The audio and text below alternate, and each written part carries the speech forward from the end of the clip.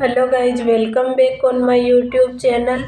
तो जैसे कि हम सबको पता है, कल RUHS ने जो सेकेंड राउंड की काउंसलिंग थी उसका अलॉटमेंट लेटर जारी कर दिया है और कॉलेज बहुत लोगों को अलॉट हुई भी है, कुछ लोगों को कॉलेज अलॉट नहीं हुई। कुछ लोग जिन्होंने अपग्रेड का ऑप्शन भरा था उनकी कॉलेज अपग्रेड भी नहीं हुई और बहुत सारे स्टूडेंट ऐसे भी है, हम सबको पता है 73 पे फर्स्ट राउंड में कॉलेज मिला था।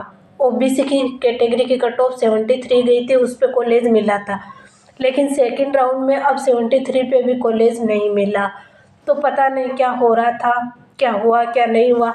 मतलब हम सब ने जैसी एक्सपेक्टेड की थी ना कट ऑफ, वैसे कुछ भी नहीं गई। मैं नेक्स्ट वीडियो में आपको कंप्लीट डाटा कैलकुलेट करके बताऊंगी किस कॉलेज की कितनी कट ऑफ गई है। अभी मैं इस पे वीडियो नहीं बनाऊंगी क्योंकि मैं कल सुबह तक कंप्लीट वीडियो प्रोवाइड करूंगी कि किस कॉलेज की किस कैटेगरी वाइज कितनी कट ऑफ गई है। प्राइवेट कॉलेजेस की भी कट ऑफ कितनी गई है, जयपुर की प्राइवेट कॉलेजेस की, जोधपुर की प्राइवेट कॉलेजेस की, इन सब के बारे में बताऊंगी। पहले अपन देख लेते हैं क्लासेज कब से स्टार्ट होगी और ड्रेस कोड क्या है, क्योंकि मेरे को सबसे ज़्यादा अभी कमेंट इस पे ही आ रहे हैं कि क्लासेज कब से स्टार्ट है, ड्रेस कोड क्या है, उनके बारे में एक बार देख लेते हैं। तो सबसे पहले अपन बात करते हैं क्लासेज कब से स्टार्ट होगी। तो मैं आपको बता देना चाहती हूँ, जैसे बीकानेर की कॉलेज है, जो ओल्ड कॉलेजेज है उनमें ऑलरेडी क्लासेज स्टार्ट हो चुकी है, उनमें क्लासेज चल रही है। तो बाकी क्लासेज कब से स्टार्ट होगी ये कॉलेज टू कॉलेज वेरी करता है। जहाँ तक इन्फॉर्मेशन है 2 तारीख से सब कॉलेजों में क्लासेज स्टार्ट हो जाएगी। जैसे आज कितनी हो गई, 29 हो गई और फ्राइडे है, तो 30 को क्या है, सैटरडे, और 30 को सैटरडे है तो 1 को क्या है, मतलब संडे। इसलिए 1 तारीख से तो क्लासेज स्टार्ट नहीं हो सकती। 2 तारीख से मंडे से लगभग सब कॉलेजों में क्लासेज स्टार्ट है। हमारी खुद की नागौर की कॉलेज में 2 तारीख से जो क्लासेज है वो स्टार्ट है। वहीं बात करें कि क्लासेज आपकी अभी कहाँ पे लगेगी, तो अभी चांस यही है कि आपकी क्लासेज, जैसे आपको 2022 की कॉलेज मिली, तो हमें पता है उन कॉलेजों में ना खुद की बिल्डिंग नहीं है, लेकिन अभी आपकी क्लासेज उनकी ANMTC में ही लगेगी। लेकिन बहुत जल्दी ना उन लोगों को न्यू कॉलेज में शिफ्ट कर देंगे, जैसे हमें भी कर देंगे विदिन 2 मंथ्स। क्यों कर देंगे, क्योंकि यहाँ पे ऑलरेडी आपका बैच तीसरा बैच होगा। ANM के 2 बैच चलते हैं, 3 हम BSc के बैच हो जाएंगे, तो इतने स्टूडेंट को नहीं बिठा सकते। इसलिए गवर्नमेंट को अब उस कॉलेज में अलॉट करने के लिए भेजना ही पड़ेगा। इसलिए विदिन 2 मंथ्स सबको हॉस्टल भी प्रोवाइड हो जाएगी, बॉयज़ गर्ल्स सबको गवर्नमेंट हॉस्टल और सबको वहाँ पे भेज देंगे न्यू कॉलेजेज में। तो यही इन्फॉर्मेशन है क्लासेज स्टार्ट के बारे में। तो क्लासेज कब से स्टार्ट होगी, तो क्लासेज 2 तारीख से स्टार्ट होगी मोस्टली कॉलेजों में। हमारी कॉलेज जो नागौर की कॉलेज है उसमें 2 तारीख से ही क्लासेज स्टार्ट है, बाकी कॉलेजों में भी 2 तारीख से ही स्टार्ट होगी, ज़्यादा चांस यही है। बाकी आपने वहाँ पे रिपोर्टिंग करवाई है ना, तो उसमें ना आपके ग्रुप में भेज दिया जाएगा जिस दिन आपको आना होगा। बाकी 2 से ही क्लासेज स्टार्ट होगी हमारी कॉलेज में। तो उसके बाद में बात करते हैं यूनिफॉर्म की।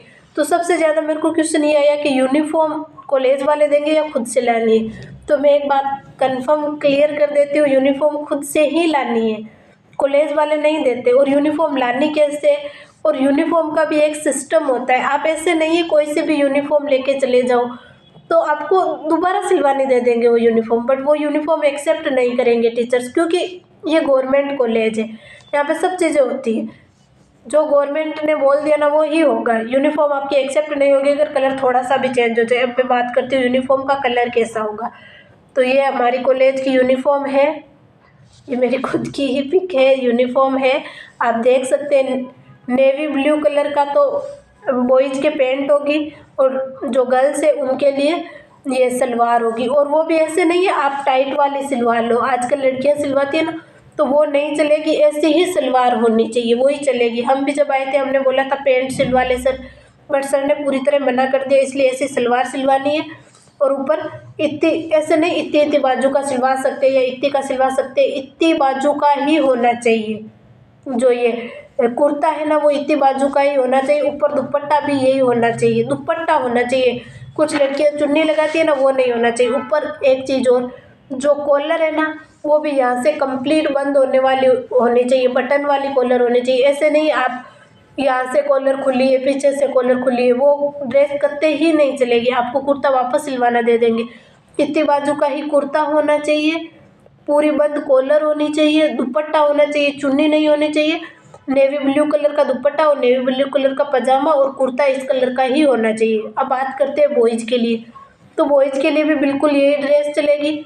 जो शर्ट की बाजू है वो इतनी होनी चाहिए और कलर यही होना चाहिए। जो पैंट है उसका कलर नेवी ब्लू होना चाहिए और शर्ट का कलर यही होना चाहिए।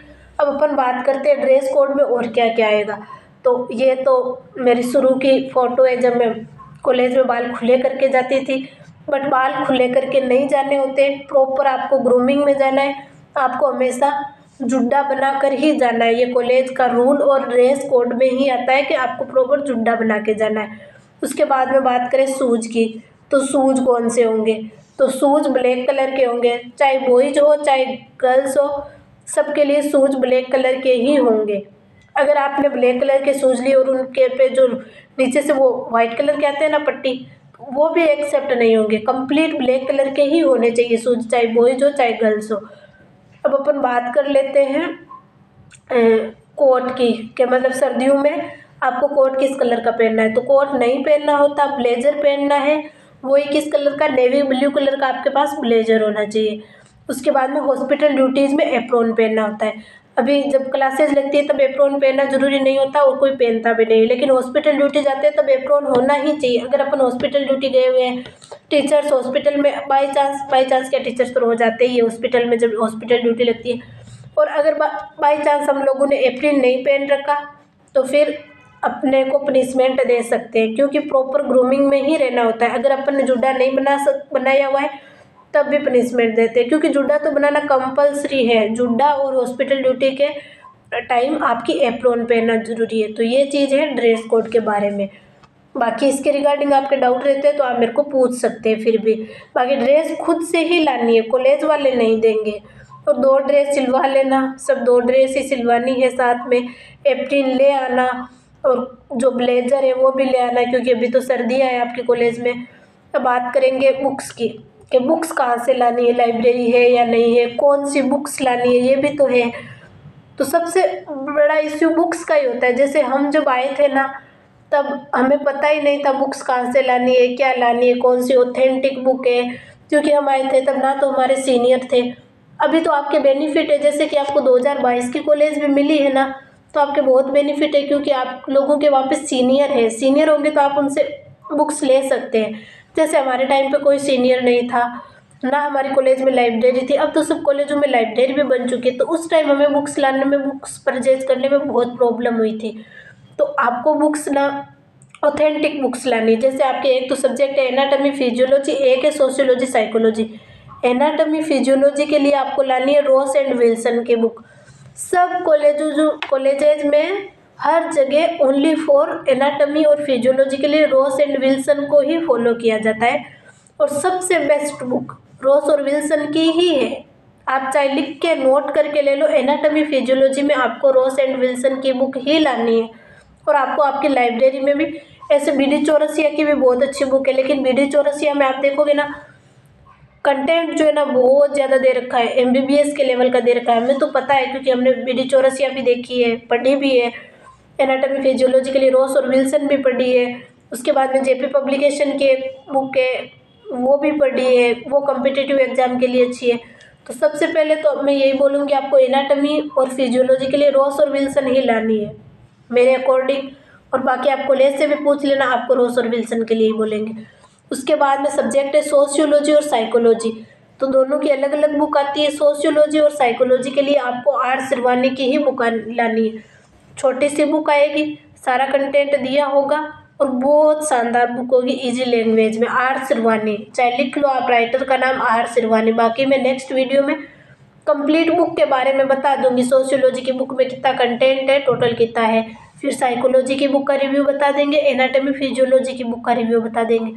उसके बाद में फाउंडेशन ऑफ नर्सिंग के लिए आपको कौन सी बुक लानी। फाउंडेशन ऑफ नर्सिंग के लिए आप हरिंदरजीत गोयल ला सकते हैं, जो सिस्टर नैन्सी की बुक है वो ला सकते हैं, आइस एलमेट की बुक ला सकते हैं, आपको जो सही लगे वो ला सकते हैं। ऑथेंटिक बुक है सिस्टर नैन्सी की, बट मैंने पढ़ा था आइस एलमेट की बुक से और मेरे को आज तक वही बुक अच्छी लगती है, क्योंकि उसमें कंटेंट बहुत ज़्यादा दे रखा है, जो मतलब इजी लैंग्वेज में और बहुत ज़्यादा दे रखा है, ताकि अपन को इजीली समझ में आए। टर्मिनोलॉजी सारी चीज़ें सब कुछ सही से बता रखा है। जैसे सिस्टर नैन्सी है तो उसमें कंटेंट कम दे रखा है, लेकिन वो भी अच्छी है। हरिंदरजीत गोयल है, उसमें मतलब अभी का एडिशन होने की वजह से थोड़े बहुत करेक्शन है, बट बुक वो भी अच्छी है। मैंने तीनों ही बुक से पढ़ा है, लेकिन मेरे को सबसे अच्छी आइसएलमेट ही लगी थी इनके लिए, इसलिए मैंने फाउंडेशन ऑफ नर्सिंग फर्स्ट और सेकंड दोनों ज़्यादातर आइसएलमेट से ही कंप्लीट किया था। तो आप देख सकते हैं बुक्स, और बाकी बुक्स लाइब्रेरी में भी मिल जाएगी, लेकिन मैं खुद ये बोलूँगी आप खुद के बुक्स लो, क्योंकि आपके पास जब आप बीएससी नर्सिंग करके निकलोगे ना, तो कंटेंट के लिए आपके पास ओनली फॉर बुक्स ही होगी और कुछ नहीं होगा, क्योंकि कॉलेज में पीपीटी पे पढ़ाते हैं, आप नोट्स बना भी नहीं पाओगे। मतलब फर्स्ट सेमेस्टर में एनाटॉमी फिजियोलॉजी के फिर भी आप बना लो, सोशियो साइको के कोई नोट्स नहीं लिखाते कोई भी, तो आपके पास कंटेंट क्या है, बुक्स ही तो है।